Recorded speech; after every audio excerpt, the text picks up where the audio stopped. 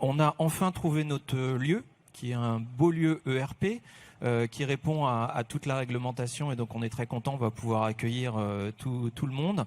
Mais maintenant, il va falloir faire des aménagements.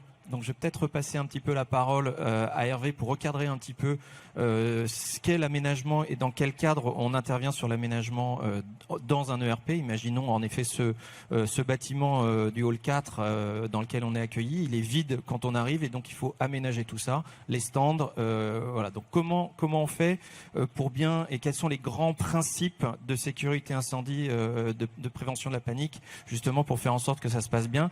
Et après on parlera du coup avec le Sympaz des aménagements techniques, puisque ça c'est prioritaire, et du contrôle aussi qui va derrière. Donc on peut trouver deux types de manifestations, la manifestation au salon, foire, expo, et puis après tout ce qui est les manifestations de type L, convention, soirée, lancement de produits, cocktail. Donc on veut dire qu'on a deux types, on a deux catégories. On a la première catégorie qui est les foires, salons, expos où on est actuellement, où là, la réglementation impose à l'organisateur d'un dépôt de dossier qui soit réalisé par un chargé de sécurité. Et voilà, là, on va retrouver le mot chargé de sécurité qui est propre à l'exposition. Ensuite, on a sur les autres catégories, il y a toujours des dossiers qui sont à déposer en préfecture, mais là, on n'a pas de nécessité de passer par un chargé de sécurité. L'organisateur, avec son directeur technique, peut déposer son dossier tout seul en préfecture. Mais étant donné que les préfectures, les autorités administratives sont de plus en plus exigeantes sur la qualité des dossiers, qui demandent énormément d'informations sur les aménagements de la manifestation, les mesures de sécurité qui ont été prises, les dégagements, les moyens de secours, les agents de sécurité. Donc souvent, les préfectures demandent, ou les autorités demandent, un dépôt de dossier, mais accompagné d'une notice de sécurité d'un conseiller. Ils appellent ça chargé de sécurité, mais c'est plutôt un conseiller en sécurité incendie. Oui, parce que le mot de chargé de sécurité, on le retrouve que dans la partie foire expo uniquement, et il n'y a que cette obligation d'avoir une permanence aussi sur l'exploitation, pendant l'exploitation, alors que sur tous les autres types, il n'y a pas cette obligation, c'est bien ça? Il n'y a pas cette obligation. Effectivement, il n'y a que dans le type T. Type T, c'est l'exposition, ou c'est l'article T6, où on délimite les obligations du chargé de sécurité et de ses compétences et de disposer des diplômes nécessaires. Alors, je voulais juste que tu redonnes les grandes lignes des buts de la prévention.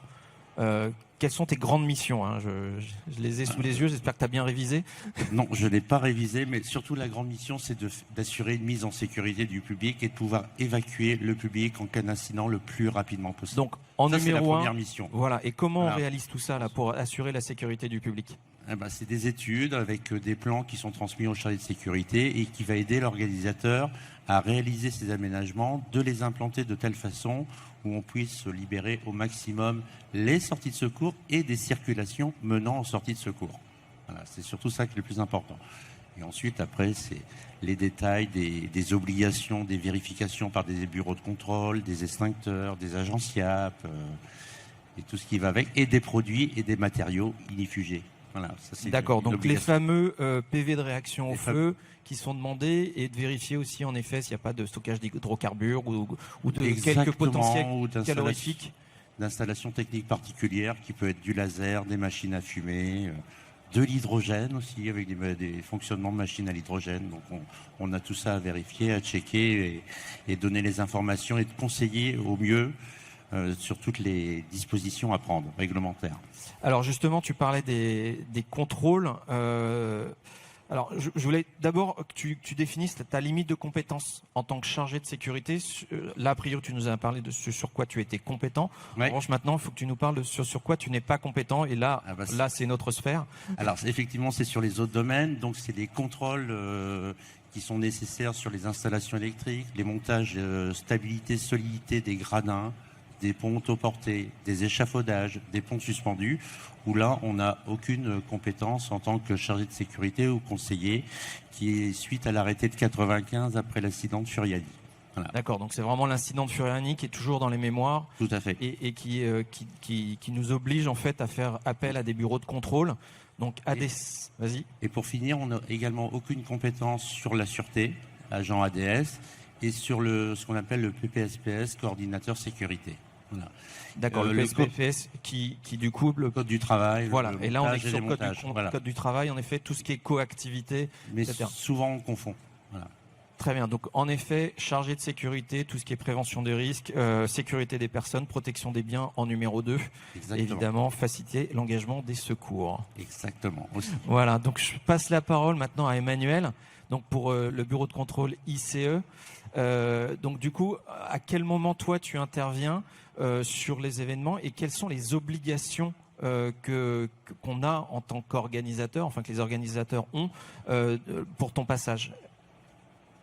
Alors, nous, on se base par rapport à l'arrêté du 25 juillet 2022, qui maintenant définit vraiment correctement en fait les différentes ossatures qui peuvent être vérifiées et quelle typologie en fait d'ossature. Ce qu'il faut se dire, c'est que ce soit un bureau de contrôle ou un technicien compétent, maintenant vous avez quasiment l'obligation de faire vérifier l'ensemble de vos équipements. Je ne parle pas bien sûr d'un manche debout ou d'une table avec des chaises. Je parle de tout ce qui peut être assimilé en fait à une ossature, qu'elle reçoit des personnes ou des ossatures scéniques. Alors concrètement, est-ce que ici, par exemple, tu peux nous donner un exemple concret de ton travail sur cet aménagement-là ici?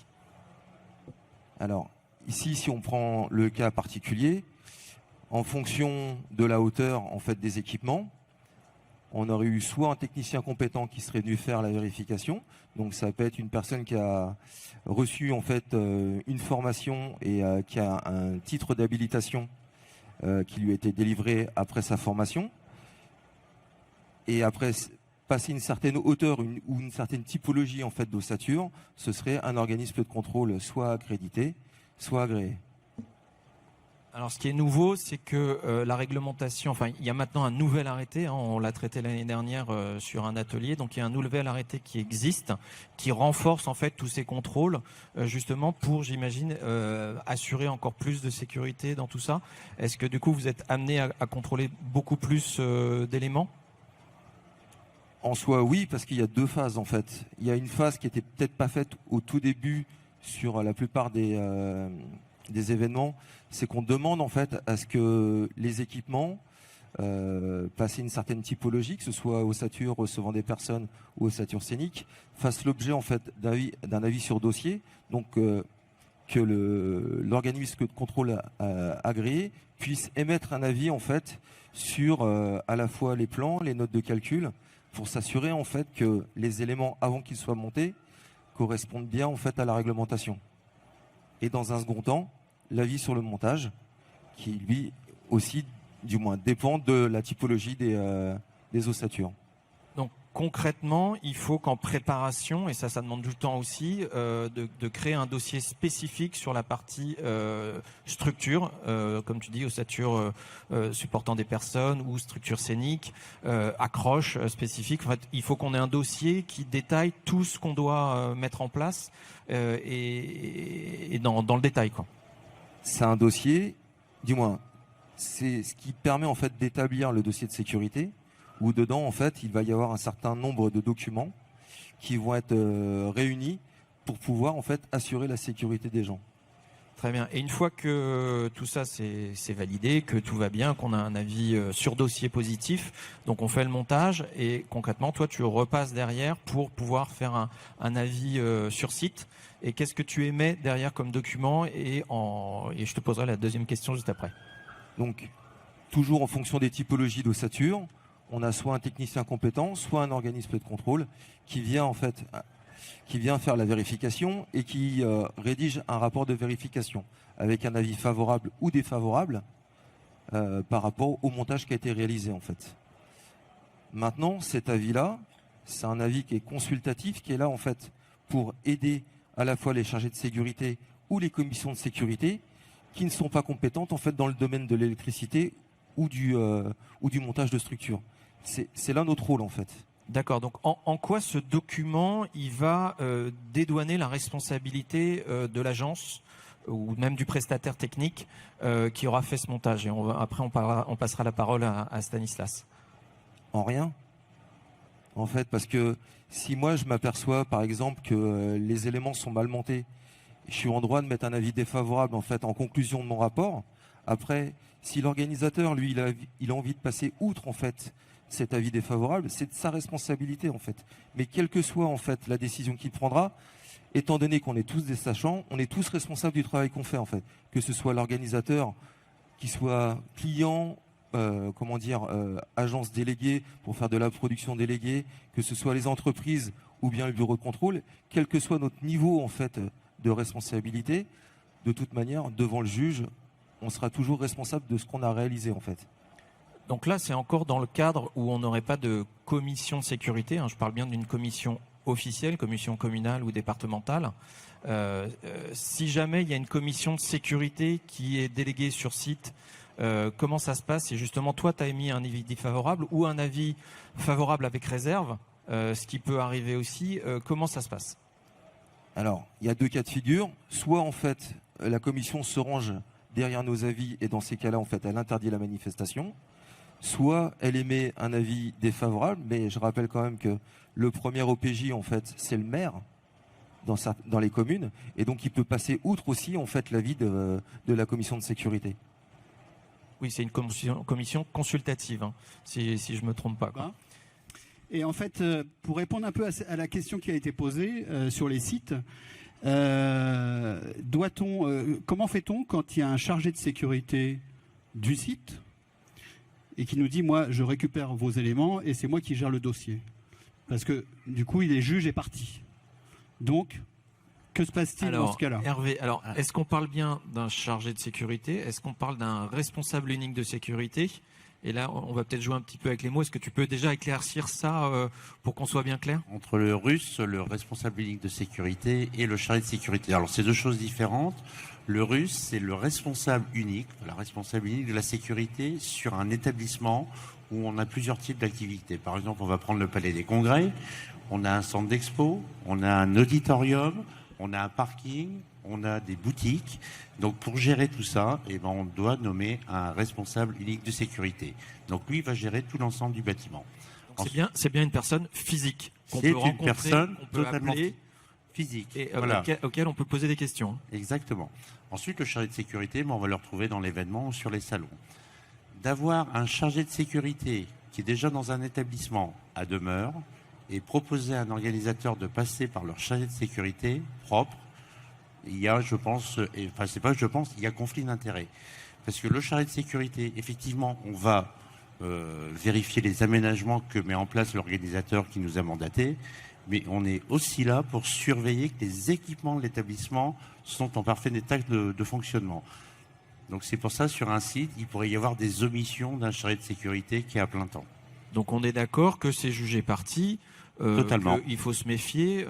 Voilà. En revanche, on peut parler au responsable unique de sécurité, puisque il faut quand même bien comprendre, et je pense que tu vas me confirmer, Hervé, que le lieu peut aller au-delà de la réglementation. S'il le souhaite, il peut aggraver la réglementation sous sa entière responsabilité, dire chez moi, c'est comme ça, votre article-là, moi il me va pas, je veux aller au-delà de cette responsabilité-là. Totalement, dans un cahier des charges, un responsable de site peut aller au-delà de la réglementation. Mais jamais en dessous, toujours au-delà. Oui, bien sûr, la réglementation c'est le minimum, mais on peut aller au-delà. Et donc du coup, en effet, il faut bien vérifier ce qui peut être marqué dans les cahiers des charges d'exploitation, c'est très important. Peggy. Moi, pour pas citer l'événement, effectivement, j'étais confrontée à un lieu, effectivement, qui a un russe et qui fait appel à son chargé de sécurité. Alors certes, c'est une boîte extérieure, mais il est tout le temps là. En fait, c'est quelqu'un qui a un contrat avec le lieu, et en fait, on doit passer par ce chargé de sécurité, par cette société. Donc là, je me dis, voilà. J'ai entendu contrat, donc ça veut dire quoi? Ça veut dire que c'est toi qui dois contractualiser. Enfin, quel est le conseil dans ce cas-là? Est-ce qu'il faudrait contractualiser directement avec ce chargé de sécurité qui est imposé? En fait, c'est le lieu qui vous dit, vous dit, vous devez passer par ce chargé de sécurité, c'est comme ça. Hervé Pierre. Oui, ça arrive beaucoup des sites qui proposent un chargé de sécurité, mais l'organisateur est toujours libre de choisir son propre chargé de sécurité. Il ne peut pas être imposé. Je me suis fait avoir. D'accord, c'est des notions qui sont importantes et c'est vrai que je pense qu'il ne faut pas se laisser berner non plus par ce qu'on peut essayer de nous imposer. En effet, le russe est une personne du site, employée par le site et fixe sur le site, qui n'est pas forcément chargé de sécurité d'ailleurs, hein, qui je veux dire, qu'il y a des qui n'a notions, pas. mais lui va gérer uniquement son bâtiment en sécurité Voilà, incendie. et le chargé de sécurité qui lui est extérieur et donc du coup qui a un rôle de conseil complètement indépendant. Et encore une fois, il ne faut pas confondre non plus avec la commission de sécurité qui, elle, si tu veux bien compléter un peu, parce qu'il y a souvent un petit peu de mélange entre tout ça. Alors, qu'est-ce que c'est qu'une commission de sécurité? Alors, une commission de sécurité, alors sur Paris, parce qu'il y a plusieurs cas, sur Paris, ça regroupe un responsable de la préfecture, on a un architecte de sécurité qui lui va gérer tous les problèmes bâtimentaires ou stabilité. On a le laboratoire central de la préfecture qui lui va gérer toutes les parties installations techniques, ça va du chauffage, éclairage sécu, alarme, désenfumage. Et ensuite, on a la BSPP qui lui va gérer les moyens de secours, les évacuations, les accès avec les engins. Donc ces gens, ils viennent en commission de sécurité. Alors on a des commissions de sécurité pour homologuer des bâtiments, mais sur certaines manifestations, ils se déplacent également pour venir vérifier l'ensemble des aménagements et des installations réalisées. Et le chargé de sécurité, lui, il est plutôt là, il est une aide pour l'organisateur. Il aide également à passer les commissions de sécurité parce que souvent on a des jargons bien spécifiques avec des anachronismes et tout ça. Donc on aide l'organisateur à les aider, les accompagner plutôt pour avoir le même langage en parlant avec la commission de sécurité. Donc je tords le cou à certaines idées. Hein. Tu n'es pas commission de sécurité. Je ne suis pas commission de sécurité. Emmanuel, ICE, n'est pas commission de sécurité. Moi, de toute façon, je pense que c'est assez simple. La commission de sécurité, on la rémunère pas. Jamais. Puisqu'elle est déclenchée par les autorités. Non, officiellement, hein, je parle bien. Je parle officiellement. Pas la soudoyer. Non, bien sûr que non. Voilà. Alors, je retente des questions. Et ça va être encore... Ah, merci. Alors, présente-toi. Je te connais un petit peu, mais présente-toi quand même. Ouais. Je m'appelle Thierry Caillot, moi je fais de la direction technique depuis une quinzaine d'années. Je voulais savoir si le passage d'un cabinet type ICE dédouanait l'agence de certaines responsabilités. C'est-à-dire que, admettons que je monte une scène, un totem, que Emmanuel, on se connaît bien, que tu me valides, et pendant l'événement, il y a un accident. Est-ce que ça me dédouane l'agence ou le DIRTEC ou le DIRPROD ta validation lors de ton passage? Alors, un petit peu abordé tout à l'heure, mais tu peux réenfoncer le clou. En fait, non, pas du tout, parce que nous, on vient là juste pour le montage, mais on n'est pas là pendant l'exploitation, donc on ne sait pas en fait comment l'équipement, lui, il est utilisé par la suite. On sait juste quelle est son utilité en fait. Mais l'exploitation, on n'est pas là. Donc de toute manière, la responsabilité, non, l'agence n'est pas dédouanée. Parce que on est là en fait pour amener en fait un avis sur une conformité en fait de montage, mais pas sur l'exploitation. Patricia, tu veux rajouter quelque chose pour le juridique? Oui, quand même. Si en tant que DIRTEC ou DIRPROD, vous faites appel à un prestataire dont c'est le métier, dont c'est le cœur de métier de monter des structures, voilà, donc ça c'est un sachant, c'est un expert, et qu'ensuite s'il y a eu un bureau de prévention et ensuite un bureau de contrôle derrière, vous aurez fait votre job. Ce qui n'est pas, ça serait pas la même chose si c'est le tonton de je sais pas quoi qui vient monter une structure, etc. Donc voilà, vous aurez fait votre job. Ce qui n'empêchera pas, s'il y avait un accident, qu'on recherchera les responsabilités. Dans ce cas-là, on s'attachera à regarder si la structure était suffisamment bien montée pour, je sais pas, supporter du poids, etc. Mais si votre prestataire est un expert, si vous avez fait passer la commission de sécu, ça devrait bien se passer.